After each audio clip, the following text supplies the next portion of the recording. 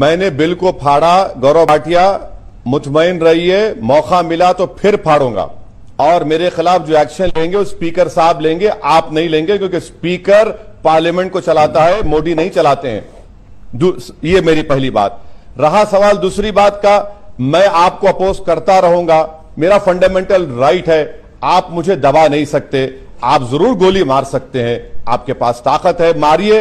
अगर आपका दिल चाहे तो बोलिए कहां पे आना, लखनऊ घंटाघर आए या इंडिया गेट आए, बताइए, हम आ जाते हैं, आपकी मर्जी है। मगर आप ये कहकर मेरी जबान को खामोश नहीं कर सकते। मैं अपनी बात को रखूंगा और संविधान मुझे इस बात की इजाजत देता है और आप नहीं रोक पाएंगे। क्या करेंगे आप इतना ही कर सकते ना कि इख्तिदार के गुरूर और तकब्बुर में आप लोग इतना डूब चुके हैं कि आप लोग ये नहीं समझ रहे हैं कि कल आप रहेंगे नहीं रहेंगे, आप ये समझ रहे हैं कि आप रहेंगे रहने वाले हैं। सर, पावर इटर्नल नहीं होता है। मेरी आपसे गुजारिश है कि इतना गुरूर तकब्बुर का मुजाहरा मत करिए, थोड़ा ह्यूमिलिटी दिखाइए, थोड़ा हम्बलनेस दिखाइए और जो आपके खिलाफ है उनको सुनिए, सुनने की आदत डालिए। और उसमें बुरी बात क्या है? यही तो डेमोक्रेसी की एसेंस है। गौरव जी जवाब दीजिए। गौरव जी,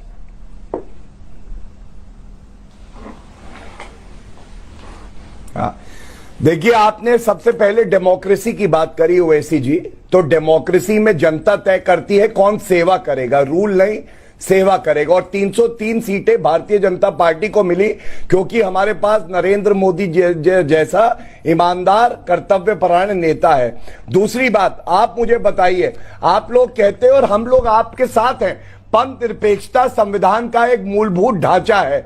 आप क्या ये अपील कर सकते हैं, मेरी गुजारिश है नागरिक होने के नाते, कि इस्लामिक देश जो हैं ये गलत है, 50 से ज्यादा इस्लामिक देश हैं, क्यों नहीं 20 करोड़ मुसलमान हमारे देश के, और आप लीड करिए फ्रंट से, आप कहिए कि सारे के सारे इस्लामिक देश पंथ निरपेक्ष हो जाएं, यही विश्व के लिए अच्छा होगा। तीसरी बात, आप कहते हैं अपोज बिल्कुल करिए, लेकिन आप ये नहीं बता रहे, भड़काऊ भाषण जो दिए जा रहे हैं शाहीन बाग में कि आर्मी बुरी है, आप लोग बच्चों से नारे लगवाते हैं मोदी जी अमित शाह जी को मार दिया जाए, ये कितना उचित है? क्या लोकतंत्र में इस बात की आजादी है कि आप जहरीले नारे लगाएं? ठीक है, आप जवाब लीजिए। ओवैसी जी जवाब दीजिए। और आप अपील जरूर करेंगे, मेरे को ये यकीन है आप पे। ओवैसी जी, मैं गौरव भाटिया जी अभी आपकी बात पे अपील करता हूं, आपसे अपील कर रहा हूं मैं, आपकी सरकार इमीडिएटली खतर से जो गैस खरीदती है उसको बंद करिए। आप जो सऊदी अरब से ऑयल खरीदते हैं बंद करिए। जो कुवैत में, ओमान में हमारे भारत के 10 लाख 15 लाख लोग हैं उनको बुलाइए। कौन रोक रहा है आपको? अरे आपको सऊदी अरब का प्राइम मिनिस्टर को सबसे बड़ा सिविलियन अवार्ड मिलता है, आप ले लेते हैं। ईरान से आपके ताल्लुकात है देश के, उसको खत्म करिए ना। गौरव भाटिया, आप सरकार में, आप एक काम करिए कि आज कल से नरेंद्र मोदी की सरकार पूरे इस्लामिक मुल्क से अपने ताल्लुकात को खत्म कर देती है और अपने एम्बेसडर्स को वापस बुला लेती है। करिए ना, कौन रोक रहा है आपको? पावर में आप हैं, आप मुझसे सवाल कर रहे हैं। अरे आप करते क्यों नहीं? जब आपकी ये सोच है कि इस्लामिक कंट्रीज गलत हैं, तो आप करिए ना। मुझे इस्लामिक कंट्रीज का मैं ठेका लेके नहीं रखा हूं। मुझे भारत से मतलब है और रहेगा, मुझे संविधान से मतलब है और रहेगा। मुझे सऊदी अरब से ना कभी मतलब था, ना कुवैत से था, ना यूएई से था।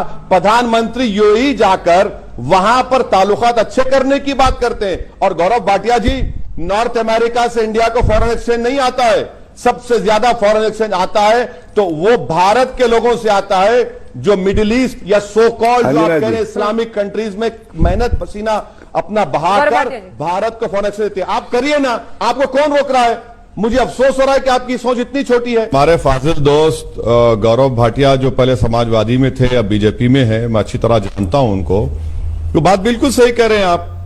जो ताजमहल बना, कुतुब मीनार बना, चार मीनार बना, वो तो सब 2014 के बाद ही बना। गौरव भाई, आपने बनाया, मोदी जी ने बनाया। मेरा भाई गलत कहा, मैं माजरत चाहता हूं आपसे, आप सही कह रहे हैं। नहीं, दूसरी बात, जहां तक शाहीन बाग का मामला है, प्रोग्राम के बाद आप मोहतरमा सुनिए, देखिए मैं आपको डिस्टर्ब नहीं किया, मैं आपको डिस्टर्ब नहीं किया।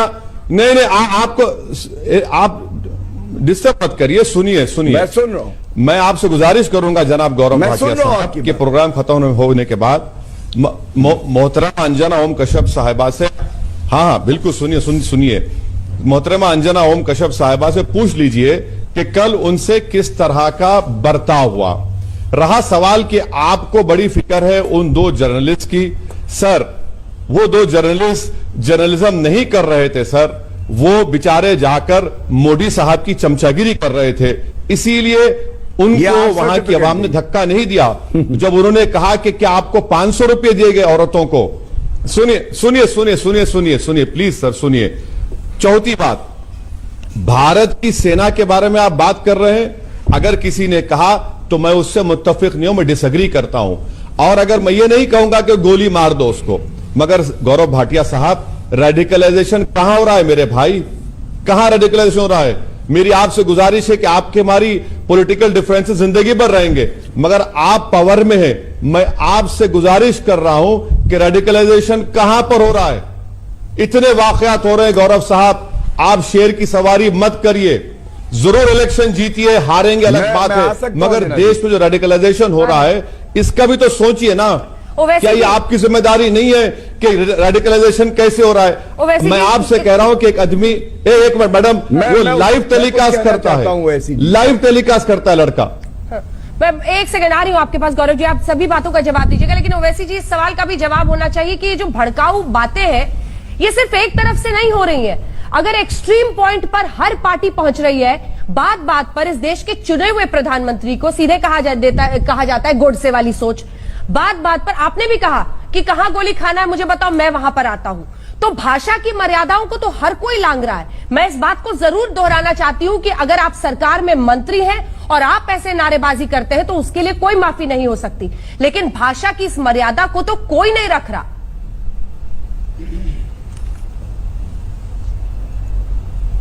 ओवैसी साहब, मैडम जब एक केंद्र का मंत्री ये कहेगा कि गद्दारों को गोली मारो तो उनकी नजर में गद्दार मैं हूं, गद्दार ओवैसी है, तो मैंने कहा कि ठीक है आप बताइए कहां मारने हम आ जाते हैं, क्योंकि हम मारने वाले नहीं, हम बचाने वाले हैं। हम मर जाएंगे, हो सकता है कि मुझे कोई गोली मार दे, मगर हम नहीं मारेंगे इंशाअल्लाह ताला, हम मरने तैयार हैं, आप मारिए ना, मेरा राइट है। आप गवर्नमेंट में आप है, आपके ऊपर एक बहुत बड़ी जिम्मेदारी होती है कि आप इस तरह की बातें ना करें। हाँ। आप ही सरकार में रहकर बातें कर रहे हैं जिसको अंग्रेजी में बोलते हैं डॉग विजिल पॉलिटिक्स। और अगर डिसेंट होता है सरकार के खिलाफ, इसमें बुरी बात क्या है? डिसेंट तो होना चाहिए, बिल्कुल होना चाहिए, नहीं, लेकिन क्यों नहीं डिसेंट होगा? चुनी हुई सरकार बहुमत में जो प्रधानमंत्री जिसको चुना है, जिस व्यक्ति को बार बार गोडसे वाली सोच कह देना, क्या उस जो एक बड़ा हिस्सा इस देश का जो उनके लिए वोट करता है, जो उनको मानता है कि वो सही, ठीक है मेजॉरिटेरियन पॉलिटिक्स नहीं चल सकती है, लेकिन क्या उसको उकसाने की जरूरत है? प्रधानमंत्री 150वीं सालगिरह महात्मा गांधी की मना रहे हैं और आप इधर बार बार गोडसे की सोच, गोडसे वाले करते रहते हैं। तो वो भी डायरेक्ट कनेक्शन बिठाना आपको नहीं लगता है कि एक ऐसी स्थिति बनाना है जिससे टकराव हो, टक्कर हो?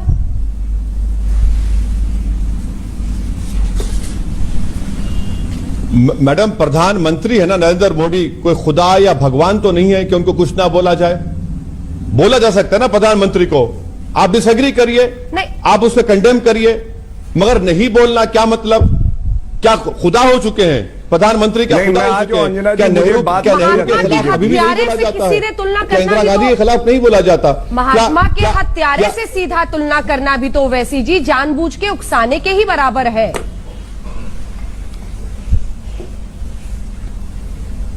उकसाने की बात नहीं है मैडम, यही तो हमारे संविधान की खूबसूरती है, यही तो फ्रीडम ऑफ एक्सप्रेशन है। अगर आपको मेरी बात पसंद नहीं आती तो आप गोली नहीं मार सकते मुझे। यही तो बात जनाब अनुराग ठाकुर ने कही थी कि गोली मारो सालों को। क्यों गोली मारना? क्योंकि हम बीजेपी के खिलाफ हैं। ये कहां से आ रही बात? ये तो बात जो पावर में है, जो मंत्री है, सरकार में, शाहीन बाग के खिलाफ ऐसा हो दबा के डालो कि इलेक्ट्रिसिटी वहां तक पहुंच गई, इलेक्ट्रिसिटी पूरा पहुंच गया, जामिया यूनिवर्सिटी इलेक्ट्रिसिटी पहुंच चुकी है, पूरे पहुंच चुके, देश देख रहा है ना। हम इतना ही कह रहे हैं कि आप पावर में हैं, जिम्मेदारी आपकी है कि डिफ्यूज किया जाए। आप ही प्रयोग कर रहे हैं, आप ही इंसाइट कर रहे हैं, आप ही अबेटमेंट कर रहे हैं। गौरव जी जवाब दीजिए।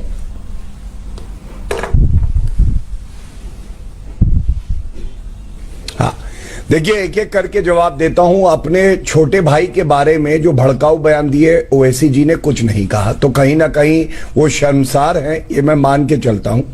उन्होंने देश के प्रधानमंत्री के लिए कहा अभिव्यक्ति की आजादी है, तो सर्वोच्च न्यायालय में आप भी पेशे से वकील हैं, मैं भी हूं, मैं आपको जानकारी दे दूं। आप अपने विचार की बात करें वो अच्छी बात है, लेकिन भड़काऊ भाषण देना अनुच्छेद 19 का हिस्सा नहीं है।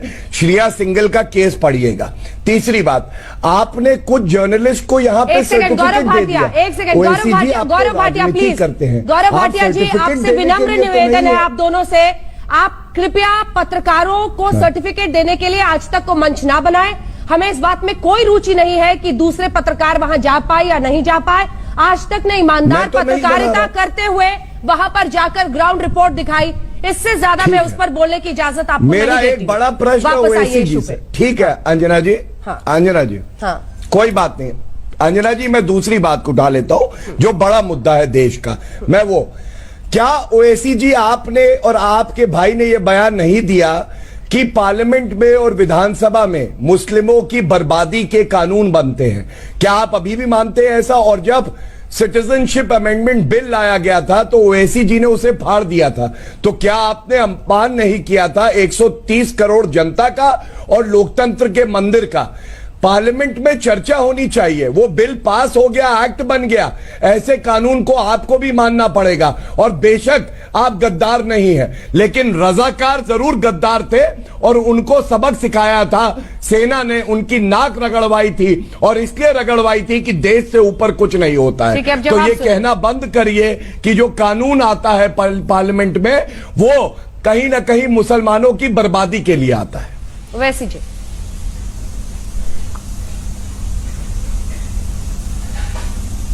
देखिए गौरव भाटिया, मैं आपको गुजारिश करूंगा कि आप इलेक्शन जीत के आ जाइए असेंबली पार्लियामेंट में।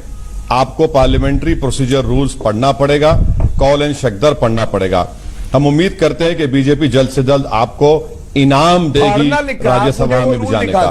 जहां तक बिल को फाड़ने का सवाल है जनाब गौरव भाटिया साहब, सुनिए जब समय आएगा तो चुनाव जीत के आ भी जाऊंगा। अभी प्रश्न मेरे ऊपर नहीं है ओवैसी भाई। अरे मेरे बारी बारी से, अरे देखिए, बिल फाड़ना किस रूल में लिखा है?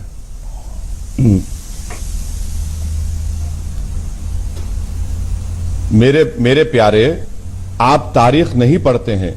महात्मा गांधी ने साउथ अफ्रीका में जब रजिस्ट्रेशन का कानून बना था तो मोहनदास करमचंद गांधी ने उसको फाड़ा था। गांधी ने उसको काला कानून कहा था। देश का संविधान, मैं गांधी के विचार को, अंबेडकर के विचार को मानने वाला हूं। मैंने बिल को फाड़ा। सुनिए सुनिए सुनिए, अरे आप बोले जा रहे हैं। अरे भाई सुनिए सुनिए देश के संविधान और पार्लियामेंट की बात कर रहा हूं। सुनिए, देखिए आपकी बेचैनी इस बात का इजहार कर रही है। सुनिए, आपकी बेचैनी और नहीं, आपकी बेचैनी और मुझे नहीं बोलना, नहीं शपथ लेते हैं कि संविधान की। गौरव भाटिया जी देखिए प्लीज, फिर मुझे आपसे रिक्वेस्ट करना पड़ेगा, ठीक है? गौरव जी प्लीज देखिए, आप अपनी बारी में बोल रहे हैं, वो इंटरफेयर नहीं कर रहे हैं, आप भी ऐसा ना करें प्लीज। मर्यादा रह के बहस होनी चाहिए, मुद्दों पर पूरा देश सुन रहा है। आज बहुत ही महत्वपूर्ण दिन है, इस बात की गंभीरता और संवेदनशीलता को समझिए प्लीज। बिल्कुल अंजना जी, लेकिन बारी बारी से संविधान की बात, बारी से डिबेट के कुछ नियम होते हैं गौरव भाटिया। गौरव भाटिया, डिबेट के नियम होते हैं, आप आके वापस करेक्शन कर सकते हैं। डिबेट के बेसिक नियम होते हैं ये तो वैसे ही।